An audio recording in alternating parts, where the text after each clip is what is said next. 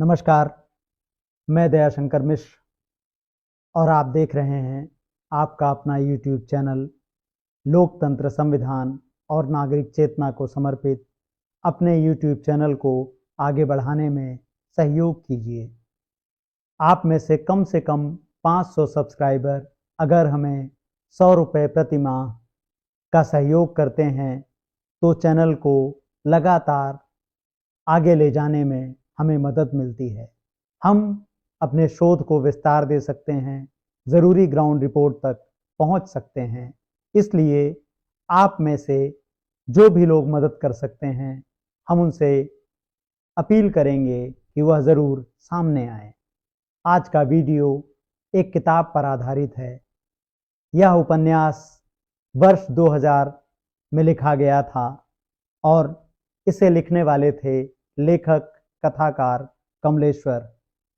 आपने कमलेश्वर के दूसरे उपन्यास भी पढ़े होंगे, लेकिन उनके सबसे महत्वपूर्ण उपन्यासों में यह कृति है कितने पाकिस्तान। कितने पाकिस्तान विभाजन की कहानी से शुरू होने वाली एक ऐसी कथा है जो पूरी दुनिया को अपने अलग अलग पन्नों में, अक्षरों में जैसे उकेरती चली जाती है। कितने पाकिस्तान भारत पाकिस्तान के विभाजन से शुरू जरूर होती है, लेकिन जैसे जैसे किताब आगे बढ़ती है, इसकी चिंताओं में पूरी दुनिया आ जाती है। पूरी दुनिया के सवाल आ जाते हैं। परमाणु परीक्षण, दंगे,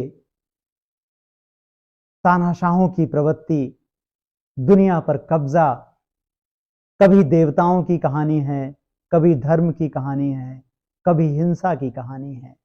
यह उपन्यास हिंदी के उन चुनिंदा उपन्यासों में से एक है जिसे असल में आप एक ऐसा उपन्यास कह सकते हैं जो वैश्विक उपन्यास है, एक ग्लोबल उपन्यास है जिसकी चिंताओं में पूरा विश्व है, जो गंगा के सवालों से शुरू होकर दजला, फरात और डैन्यूब तक जाता है, जिसके सवाल आइंस्टाइन और ओपनहाइमर तक जाते हैं, जिसकी चिंताओं में सारा विश्व है, सारे विश्व की हिंसा है, सारे विश्व के वो सवाल हैं जो हमें परेशान करते हैं। किताब के प्रसंग इस तरह से बुने गए हैं कि आप अगर उपन्यास को पढ़ना शुरू कर दें तो बहुत मुश्किल है कि उसे आप बीच में छोड़ पाएंगे। विभाजन के पेचीदा सवालों को यह उपन्यास एक गवाही की शक्ल में आगे बढ़ाता है। अदीब यानी कहानी का सूत्रधार वह सबको बुलाता है उनकी गवाहियों के लिए, ताकि उनके इतिहास को सामने रखा जा सके। उस गवाही से कोई नहीं बच पाता। इन गवाहियों में आपको दारा शिकोह भी मिलेंगे, आपको औरंगजेब भी मिलेंगे, आपको अकबर भी मिलेंगे, अमीर खुसरो भी मिलेंगे, जिन्ना भी मिलेंगे, नेहरू भी मिलेंगे, गांधी भी मिलेंगे, हिंदुस्तान की तहजीब भी मिलेगी, हिंदुस्तान की ताज़ा गज़ल भी मिलेगी, दुष्यंत कुमार का जिक्र भी आएगा, शहरयार भी आएंगे, निदा फाजली भी आएंगे। अपने समय के तमाम वह लोग आएंगे जिन्होंने इस देश को बनाने में अपनी भूमिका का निर्वाह किया है। ओपनहाइमर, जिन पर कुछ वक्त पहले इसी नाम से एक फिल्म भी आई है, आपको वह फिल्म देखना चाहिए। जापान के हिरोशिमा नागासाकी में जो परमाणु हमला हुआ, उस परमाणु बम के जनक ओपनहाइमर थे। तो ओपनहाइमर तक यह किताब 2000 में पहुंच गई थी। ओपनहाइमर किस बेचैनी, किस व्यग्रता से इसकी गवाही दे रहे हैं, यह एक पढ़ने के लिए, समझने के लिए एक ऐसे अलग अलग पर्सपेक्टिव आपके सामने रखती है जिनकी इस वक्त बहुत ज़्यादा ज़रूरत है।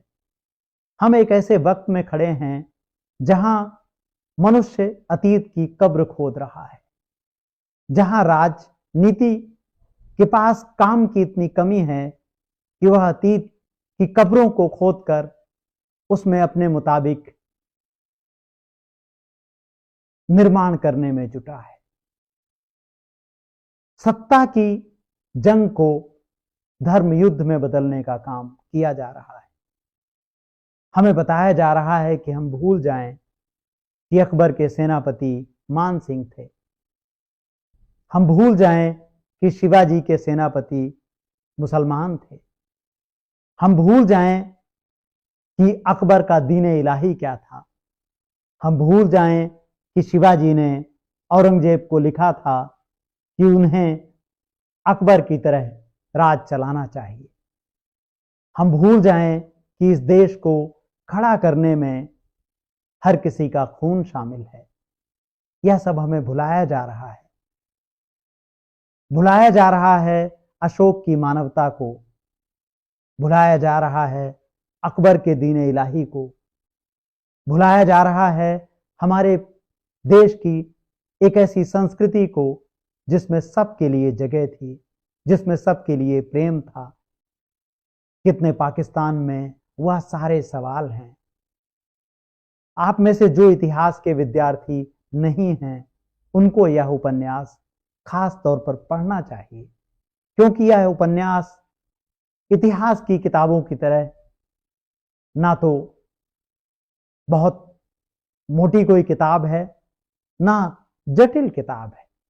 यह कहानी किस्सों के शक्ल में इतिहास की एक पेशी है।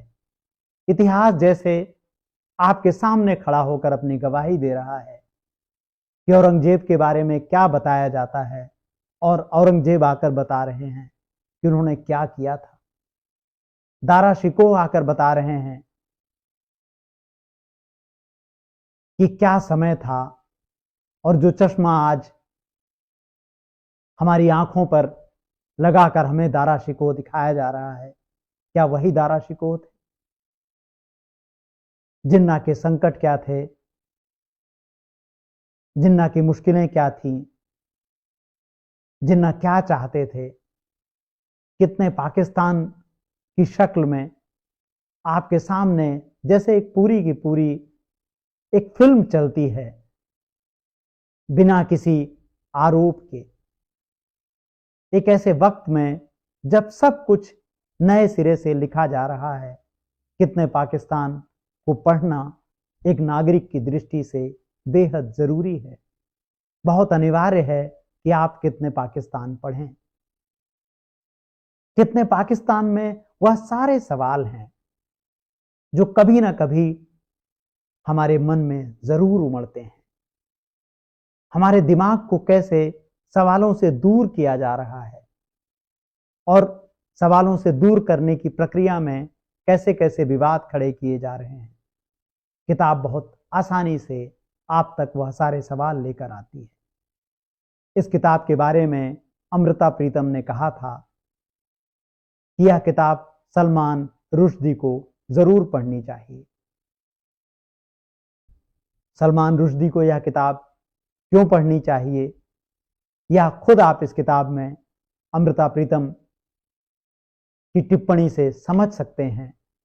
लेकिन उनको छोड़िए, भारतीय नागरिकों को यह किताब इसलिए पढ़नी चाहिए ताकि वह इतिहास के कचरे से अपने आप को बचा सके, ताकि वह खुद को और अपने घर परिवार को संभाल सकें।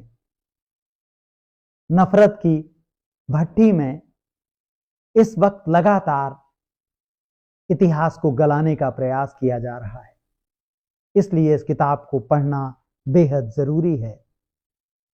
अदीब और विद्या की प्रेम कहानी से शुरू होकर यह किताब 364 पेज में मनुष्यता के इतिहास की कथा में बदल जाती है। इसलिए इस किताब को पढ़ा जाना उन सभी के लिए जरूरी है जो इस देश से प्यार करते हैं। इस देश को इस वक्त प्रेम की जरूरत है, विश्वास की जरूरत है। इस किताब के पन्नों में आप पाएंगे कि देवताओं और मनुष्यों के संघर्ष का एक लंबा वितान है, और उसमें देवताओं की सबसे बड़ी कमजोरी क्या है? देवताओं के पास मनुष्यता, प्रेम और विश्वास नहीं है। देवता इसी बात से चिंतित हैं कि मनुष्य के पास यह तीनों बातें हैं, इसलिए वह देवताओं से बहुत आगे चला गया है। यह किताब शुरू होती है जब देवता मनुष्य पर एक प्रकार से आक्रमण करने की तैयारी में है।